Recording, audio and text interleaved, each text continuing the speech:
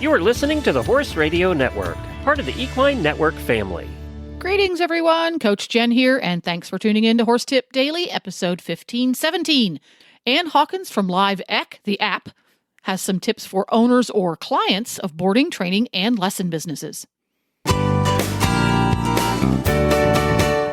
so happy to have back on the show with me once again, Miss Ann Hawkins, who is the founder, inventor, creative genius behind LiveEQ, or LiveEQ if you're one of the cool kids. She stops by here occasionally on Horse Tip Daily and offers up some clever business improving advice. And what have you got for us today?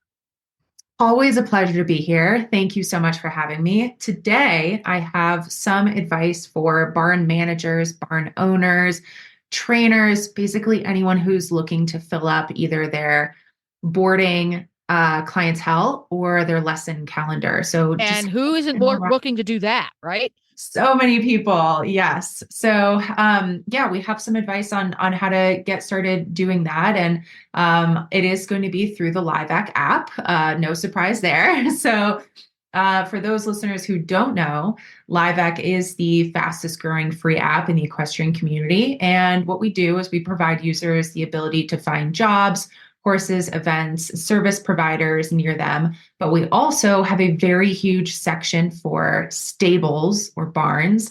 It is the second highest viewed section of our app. Obviously, horses is first. We all horse shop when we are bored, but stables is so big. People are looking there all the time. So I really want to help trainers and barn managers get out there. So that's what I'm going to talk about today, is filling up that barn or lesson calendar, which you can do for free and pretty quickly using the app. So the first thing you'll need to do is create a stable listing on the LiveEQ app. As I mentioned, it's totally free. So download the app from the App Store, Google Play Store, create an account, and then hit the new button on the bottom and select stable.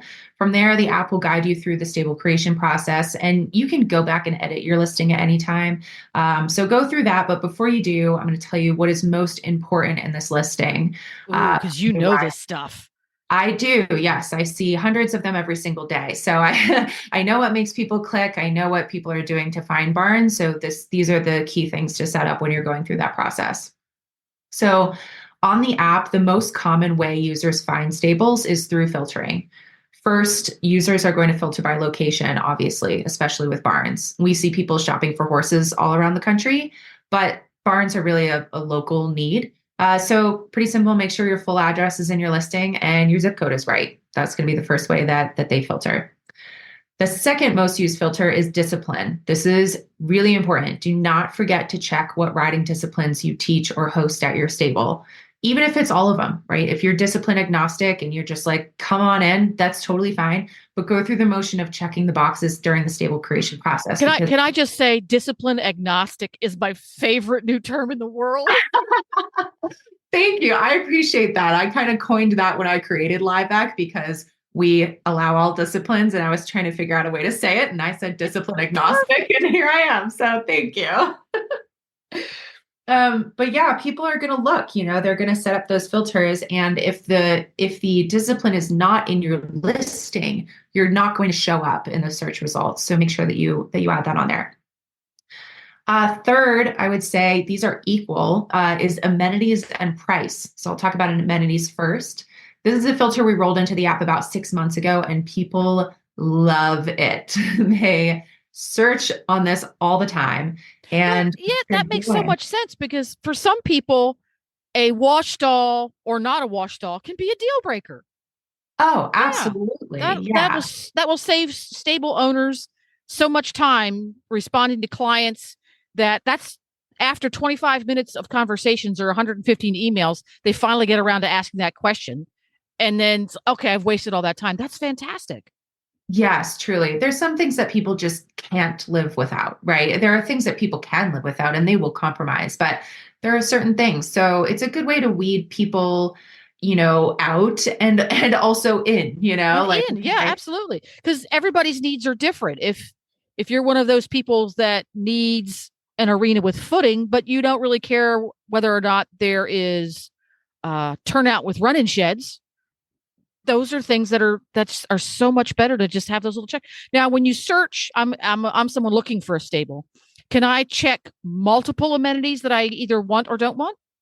Yes, you can check as many as you want, and the results that you're going to get are not like and results, they're or results, if that makes sense. So Yes. you will see everything that bubbles up within there, and then you can click on their profile, and right at the top of the listing is going to be the amenities that the stable has. So you can kind of do that like, oh, yes, no, very quickly. Awesome. Yeah, so really important one there for sure. And then we'll get to price, right? Which is also very important.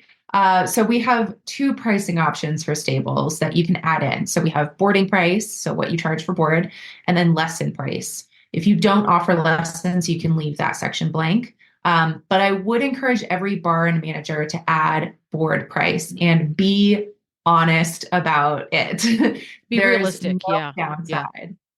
Yeah. If someone cannot afford your barn, you don't want to waste your time in there. So lowballing your prices or keeping like a very broad range if you don't offer lower prices, it's just not a good practice. And if you do have a fancier barn, right, or if you're in a highly desirable location, chances are people are going to be fine paying a higher rate anyway. They're already expecting that. So there's really no downside in being honest about your price and being very, very specific there. As a stable owner, do I have the ability to put more than one price? For example, I offer turnout board at price A and training board at price B. Yes, you can list all of the boarding prices that you have in addition to a range. So you could, on the range, you can say, well, our lowest pricing option is, let's just make it up $400 a month. And our highest is $1,100 a month. Yeah, you can add that. Yeah, and it really gives, especially maybe younger riders or people who are like younger in their riding journey, gives them an entry point. Maybe I can only come in at turnout, but I know that, when my job gets me promoted or things like that, like there's an availability, there's an option for me to move up in this barn. Yeah. Hey, quick question. As a stable owner, is there a box for waiting list? What we do have is an area for them to say if they have stalls available or if they don't, or if they're taking new clients or if they are not. Yeah, definitely something that you would get by messaging that stable. But I will take this waitlist piece back and definitely chew on that a little bit, because that is good information and something that we could potentially add in. And the reason it became important to me when I very quickly realized that stables that I wanted to be at were all full. And particularly in Florida, the horse population fluctuates quite a lot seasonally. It does. So when I would contact a stable owner who had no openings, I learned I had to ask, do you have a waiting list? Because that's the only way you get in. Because somebody is going to move out, they're going to sell their horse, they're going to move back north for the season, whatever. So as a stable owner, that can be very useful, because then you don't end up with that 30-day gap when you have someone moved out because they have gone to college or they're a seasonal boarder. Somebody moves out. If you don't have a wait list, you're going to have a gap. But if you do have a wait list, you can say, hey, Georgette's leaving on the 31st. Are you going to be here on the 1st? Or on the waiting list, right? Yes, that's a great, great revenue tool for sure. And I do see something kind of along this line. We do have listings on the app for stables that are temporary stabling. And these are people with their own stable, like on their home property. And they're not doing lessons, they're not trainers, but they have like a couple stalls available that they don't personally use. And they'll offer those up. And it's a little bit of like an Airbnb situation. Absolutely. For people's horses. But when I see those come up, I'm always thinking that is really smart, because if you are in that position, right, you're like, okay, I'm on the waiting list, but I need to like, I got to put my gelding somewhere for the next, couple months until that opens up. Well, okay, now you go back and search and, look for that kind of temporary stable, and boom. That's fabulous. What a great idea. Yeah, those are really, really great little niche areas there. So if you have a barn that isn't completely full, you don't necessarily want to teach people lessons or things like that, but you might be able to get $500 a month in revenue just by kind of offering a place to stay. Yeah.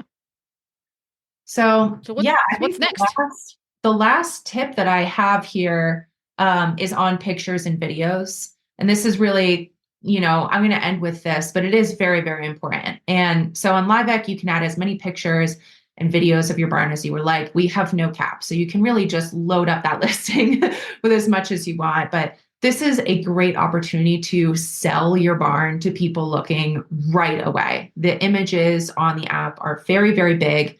People can scroll through them, and the videos populate in their own vertical video container. And they're really a great key area to take advantage of. With videos, you can do a simple walkthrough on your phone, video of just you walking through the barn, and upload that. Oh, fabulous. Take a video of a beginner lesson, maybe. That would be a good thing to upload so people can see what that experience is like, right? Often beginners or, even adult beginners are going to feel a little bit, nervous about going to the lesson. Maybe show them like, hey, this is a really welcoming place. This is what we're going to do when you get here. And, that kind of stuff. Take the edge off of them sending you that message. Or a video of yourself welcoming potential clients, say, hi, I'm so-and-so. I'm the manager here at this barn, and this is what's great about our barn, and we really want you to come. This is just such a great area to further sell your stable to someone that is looking. So that is my final tip and probably the most impactful one. So load up the listing and you will get great results, I promise. That is fabulous. Again, where can folks find the LiveEQ or LiveEQ app? We are on the Apple App Store or the Google Play Store, and it is completely free. So just go search for us there. You can also Google LiveEQ, and our website will come up, and you can hit download there too. I'm going to go hit up that Airbnb temporary stabling section. Thank you. Absolutely. I hope it helps out. Well, there you have it.